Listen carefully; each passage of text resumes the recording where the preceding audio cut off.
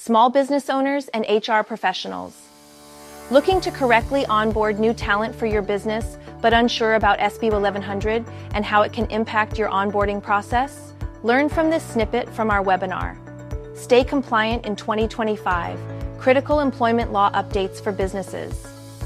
Does the SB 1100 driver's license requirement, how is it relevant to I-9s, or is it only for job postings? Yeah, that's a really interesting question. And I think that if the employee voluntarily provides their driver's license for an I-9, they can, because they have the options in terms of how they're going to provide their proof for an I-9, and that's a federal law that requires that. But of course, they can provide their passport as a part of the I-9. That's an alternative to it.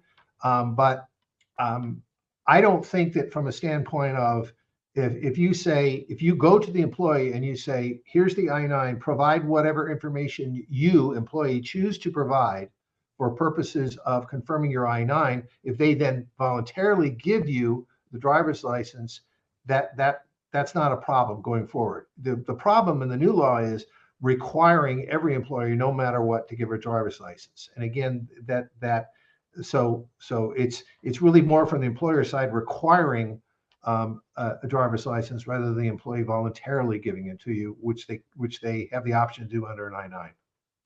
Awesome. And I think too, we've had a couple of questions regarding the I-9s. And I just want to make it super clear, maybe you can help us with this, Ted, what is the requirement for that I-9? Obviously, there's a question in here that says, how about asking for a driver's license to verify that I-9? And I know you just kind of touched on it about not asking for specific forms of identification. So maybe you can expand on that just a little bit as it's required by the I-9. Yeah, I think that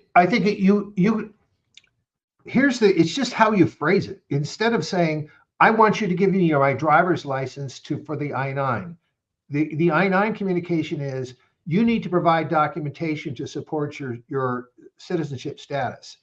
One of which can be a social security number or card. The other document can be a driver's license or a passport, or there's several options in the I-9. And you hand the employee the form and say, here are the options for you to confirm your employment status. And the employee then has the option of giving you whatever they want.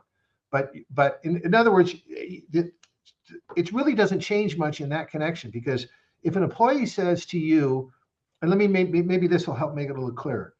If you have an employee says, you say to them, I need you to provide documentation for your I-9 status, and they provide you a passport and a social security number. You cannot say to them, I'm sorry, I don't want the passport, I wanted your driver's license. That is what this new law makes it clear. You cannot go back and say, you must give me the driver's license. If they choose to give you the driver's license for that, that's their choice, and they're voluntarily doing that.